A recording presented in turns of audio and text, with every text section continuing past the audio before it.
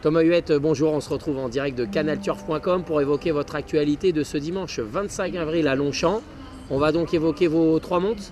On va commencer sans plus attendre par Catalina Sunrise dans le Quintet Plus. Oui, exactement, une nouvelle fois avec moi sur canalturf.com.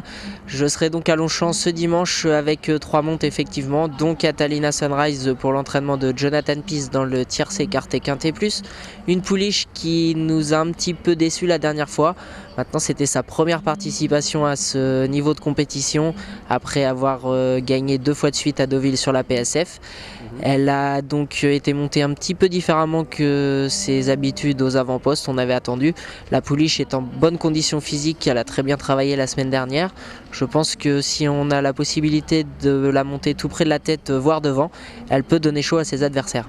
Oui, c'est une pouliche qu'on estime un peu à l'écurie, mais qui manquait un peu de métier. Tout à fait, c'est une pouliche qui a été très tardive et très compliquée à l'entraînement déjà, en course, donc ça s'est forcément reflété. Maintenant, elle a trouvé ses marques sur la PSF, les terrains qui se sont asséchés, donc les pistes sont très bonnes, je pense que ça va l'aider aussi. Et si on tire un bon numéro de corde et qu'on peut aller tout près de la tête, voire devant, je pense qu'elle peut être inquiétante dans ce quintet, du moins faire partie de l'arrivée du Quintet Plus. Ouais, on l'oublie pas dans les 5. Ok, ça c'est le résumé pour les turfistes. On enchaîne avec Grit Lady. C'est une pouliche pour le compte de Jean-Paul Gallorini que vous allez découvrir puisqu'elle va débuter en compétition. Tout à fait, pouliche inédite pour l'entraînement de Jean-Paul Gallorini. Donc on ne sait pas trop où on va avec ce genre de pouliche et surtout ce genre de lot. Il y a un petit peu de tout, notamment les grosses écuries qui ont forcément plus de lignes que les petites. Maintenant l'écurie de Jean-Paul Gallorini est en forme. Pourquoi pas? Avant le coup, elle a plutôt des origines pour faire de l'obstacle, mais pourquoi pas pour amuser les amateurs d'outsiders. Mais honnêtement, avec un petit peu de retrait sur sa performance. Une petite retenue, d'accord. On enchaîne avec Touch of Time. C'est un poulain qui officie dans les box de Jonathan Pease pour lequel vous travaillez le matin. Vous avez quelques infos à son sujet? Oui, Touch of Time, il a eu du mal à se mettre dans le coup aussi, celui-là. Peut-être parce que les pistes étaient un peu trop lourdes pour lui. Il a travaillé en bon terrain, ce qui l'a beaucoup avantagé. Maintenant, c'est pareil, il fait ses débuts en compétition. C'est encore un gros bébé. L'entraînement de Jonathan Pease est plutôt en forme en ce moment avec ses peu de partants, mais il y a des résultats. Les chevaux sont bien. J'en attends quand même de voir sa première course afin de pouvoir mieux le juger après. Ouais, d'autant que pour le pronostic, c'est pas facile.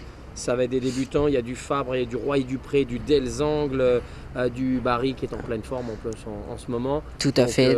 Oui, on va dire qu'on ne l'oublie pas pour les turfistes, mais ce n'est pas des courses à jouer à la base. À la base, c'est pas forcément des courses à jouer. Déjà, les courses, quand on connaît les performances des chevaux, c'est compliqué. Alors celles où on ne connaît pas du tout les chevaux, ça l'est encore plus. Ouais, bonne conclusion. Meilleure chance, c'est dans le Quintet, certainement. Disons qu'en connaissant les chevaux, forcément oui, puisque c'est la seule que je connais réellement. Ouais, tout à fait. Mais normalement, elle devrait rassurer son fan club en tout cas. Bon, en tout cas, on vous félicite pour vos petits exploits. En ce moment, il y avait une grande forme. Il y a eu un petit passage où il y avait moins de gaz, mais là, on a repris avec les chevaux d'Alain Cotil, notamment Soyong qui s'imposait. Tout à fait, Soyong, c'était un petit peu une course visée, puisqu'après, malheureusement, il s'en va à l'étranger pour poursuivre sa carrière en obstacle. La course était visée, il a gagné très plaisamment. Affaire à suivre avec les autres maintenant. Ouais, exactement. Bon, merci pour cette intervention, Thomas, sur canalturf.com. Et puis à très bientôt, comme tous les week-ends. À très bientôt, comme tous les week-ends sur canalturf.com.